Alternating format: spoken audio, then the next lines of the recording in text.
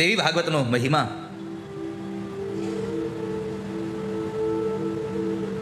જે માણસ આ દેવી ભાગવતના શ્લોકોનું ગાન કરે છે, જે માણસ આ દેવી ભાગવતની કથાને સાંભળે છે,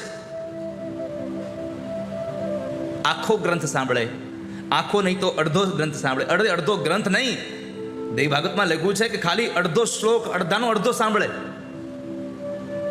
તો પણ એનો ભવ સુધરી જાય છે. માટે પ્રત્યેક દિવસે માણસ અડધાનો અડધો શ્લોક સાંભળે. શ્રીમદ ભાગવતમ યસ્તુ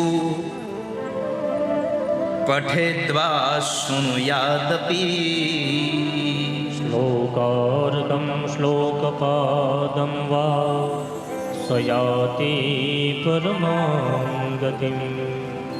દેવી ભાગવતનો અડધો શ્લોક યા તો અડધાનો અડધો શ્લોક પણ જે રોજના માટે જે સાંભળે છે એ પરમ ગતિને પ્રાપ્ત કરે છે.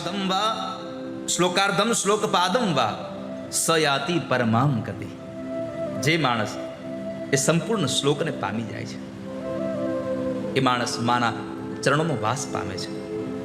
જેને જેને પણ આ મા જગદંબાની ઉપાસના કરે છે એમણે વ્રત રહેવા, ઉપવાસ રહેવા, બ્રહ્મચર્યાશ્રમનું પાલન કરવું, 9 દિવસ સુધી ફળ આહાર કરીને પોતાના દિવસોને પસાર કરવા, માની બને એટલી ઉપાસના કરવી, બને તેટલું જપ તપ કરવું અને 9 દિવસ બ્રહ્મચર્યાશ્રમનું પાલન કરવું, બની શકે તો પૃથ્વીનું આસન કરવું. અનુષ્ઠાન કરતી વખતે ખૂબ કીધું છે કે અનુષ્ઠાન કરનારા માણસને ધરતીનું આસન કરીને સૂવું જોઈએ, ધરતીથી એનો સંપર્ક છૂટવો ન જોઈએ. એવા અનેક પ્રકારના નિયમો સાથે આ દેવી ભાગવતની કથા સાંભળે એકાગ્ર ચિત્ત બનીને અને એના કામ, ક્રોધ આદિ બધા જ મોહને છૂટતો જાય તો પરમ પદની પ્રાપ્તિ થાય છે.